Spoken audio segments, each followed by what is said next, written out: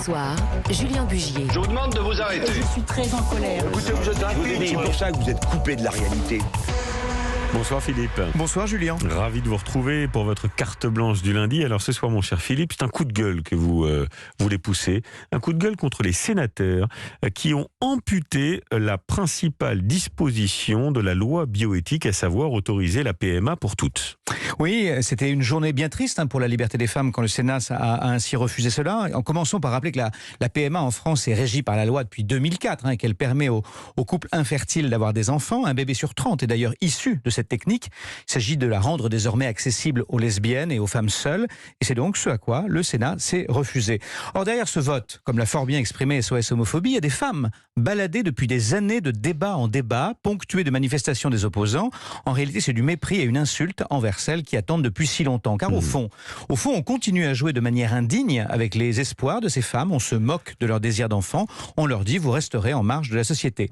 Imaginez que si les choses demeuraient en l'état, elles devraient continuer à accomplir leur démarche à l'étranger, notamment en Belgique, c'est-à-dire en cachette, comme autrefois leurs aînés se faisaient avorter clandestinement. Et pour autant, si vous êtes en colère, vous n'êtes pas tellement surpris de cette décision, dites-vous. Non, en effet, le Sénat n'a jamais été très progressiste, reconnaissons-le, et pour l'association Maman Solo, son vote est une superbe leçon de patriarcat de la part d'hommes non intimement concernés par le sujet, manifestement non informés et attachés à une vision traditionnaliste de la famille. Fermez le banc. Alors pourtant, il faut préciser que le même Sénat, avec une audace stupéfiante, avait adopté la PMA en première lecture il y a un an pile.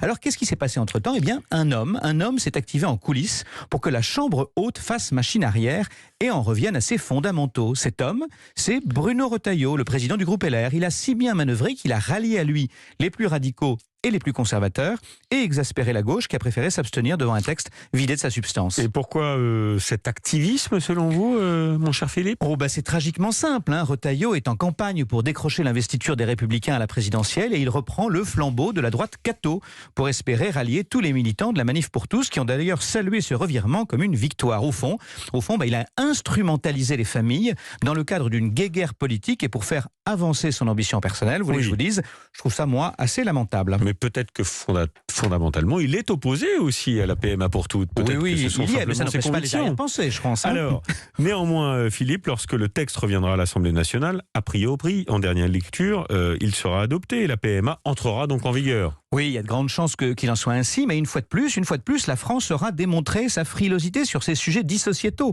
Rappelons qu'il a fallu attendre 1982 pour que soit mis fin à la discrimination, datant quand même du régime de Vichy, qui établissait l'âge de la majorité sexuelle à 15 ans pour les personnes de sexe opposé, mais à 18 pour les personnes du même sexe.